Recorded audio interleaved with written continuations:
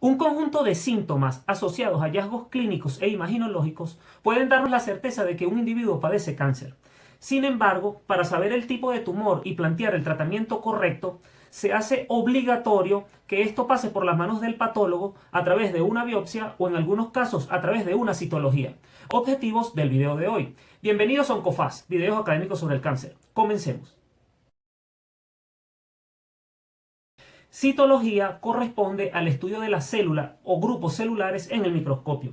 La biopsia corresponde a la obtención de un fragmento de tejido con el objetivo de someterlo a una evaluación macro y microscópica a fin de obtener un diagnóstico. Ambos métodos, citología y biopsia, son excelentes. Sin embargo, la biopsia representa el método más exacto para el diagnóstico en la mayoría de los casos. La citología juega un papel más de orientación hacia el diagnóstico y como diagnóstico específico en algunas entidades particulares, como veremos a continuación.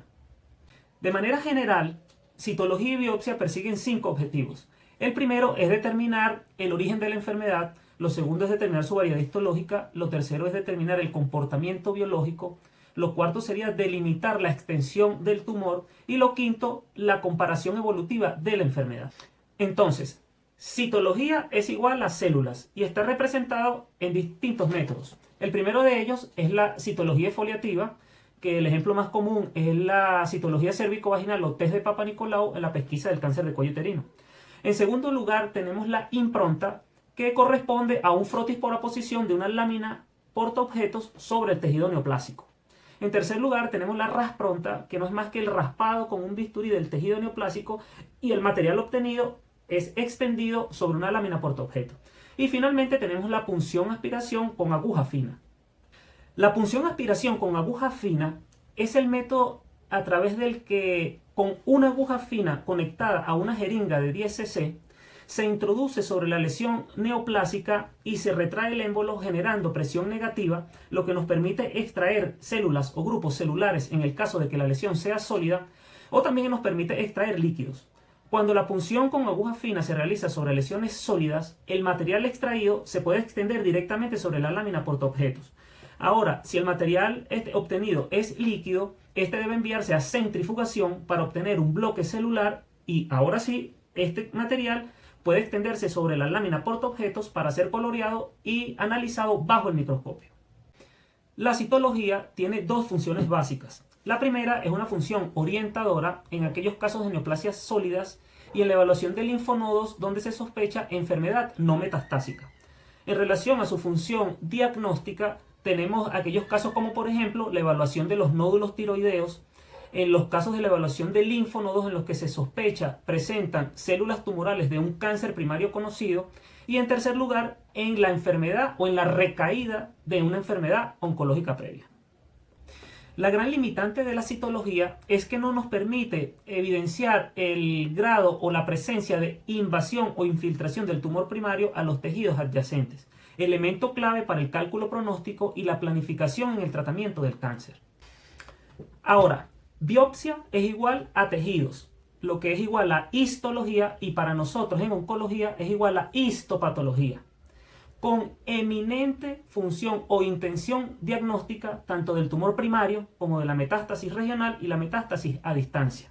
La biopsia nos permite evaluar la presencia de factores muy importantes como lo es la presencia no de invasión o infiltración del tumor a los tejidos adyacentes, el patrón arquitectural, si hay presencia de desmoplasias, de invasión del espacio linfovascular, si hay invasión perineural, el grado de diferenciación tumoral e incluso la aplicación de escalas de clasificación tumoral desde el punto de vista histopatológico.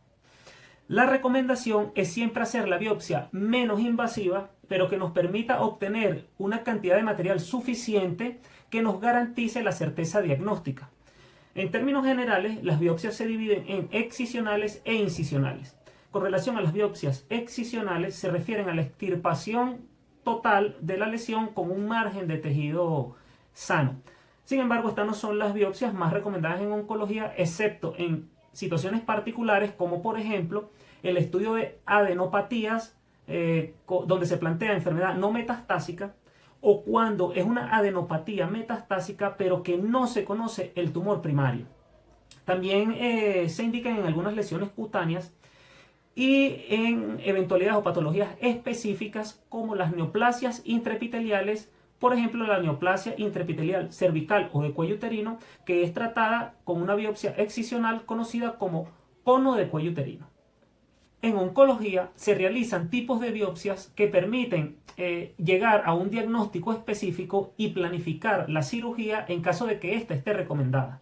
Todo el material obtenido por la eventual cirugía radical del cáncer es enviado para biopsia definitiva. De menos a más, la biopsia con aguja gruesa o biopsia por troca es la que se utiliza con mayor frecuencia en oncología actualmente, debido a su versatilidad en el sentido de que nos permite realizarla de manera ambulatoria y siempre acompañada o apoyada con estudios de imagen como el ultrasonido, la tomografía, la resonancia magnética, la estereotaxia, etc. Otro tipo de biopsia es la biopsia punch, la cual consiste en la extirpación de fragmentos de tejidos realizados con la utilización de pinzas sacabocados. Esta puede realizarse de manera endoscópica, como por ejemplo sucede en el caso de la broncoscopia, esofagoscopia, gastroscopia, colonoscopia, cistoscopia, histeroscopia, etc. O también la que se realiza por vía no endoscópica, como sucede en el caso de las lesiones del cuello uterino, que se realiza la toma de la muestra con pinzas sacabocados bajo la guía colposcópica. Y finalmente la biopsia punch tiene utilidad en lesiones cutáneas, entre otras la presencia de recaída cutánea de un cáncer preexistente en el paciente. El legrado o curetaje es un tipo de biopsia a través del cual se obtiene tejido con el uso de un instrumento llamado cureta.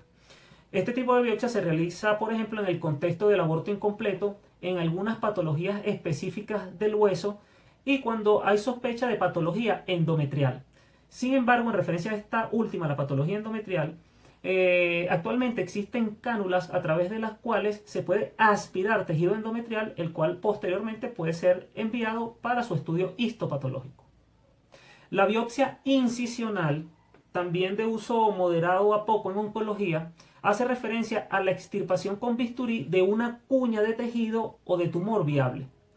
Las biopsias que abordan cavidades, ya sea por la vía a cielo abierto o por técnicas de invasión mínima, como por ejemplo laparotomía versus laparoscopia, toracotomía versus toracoscopia, etc., tienen como principal objetivo obtener una muestra de la neoplasia.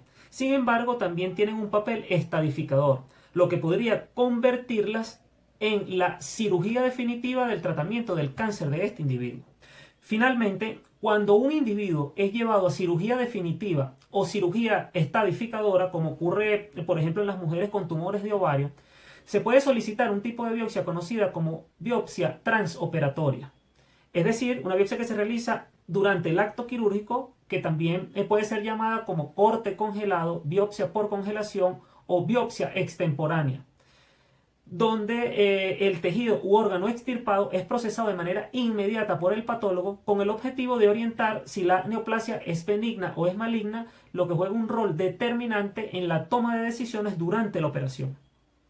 La mayoría de las veces, la biopsia y en algunas ocasiones la citología nos permiten aclarar el diagnóstico oncológico y plantear un tratamiento específico, incluso durante la cirugía, como acabamos de ver en el caso del corte congelado. Ahora, la extensión de un tumor primario hacia los linfonodos o ganglios linfáticos regionales también puede ser evaluada durante una cirugía a través de un método específico conocido como biopsia de ganglio centinela, la cual les explicaré en el próximo video. No olviden suscribirse al canal y compartir esta información con otros. Les habló el doctor José Manuel García y nos vemos en el próximo video.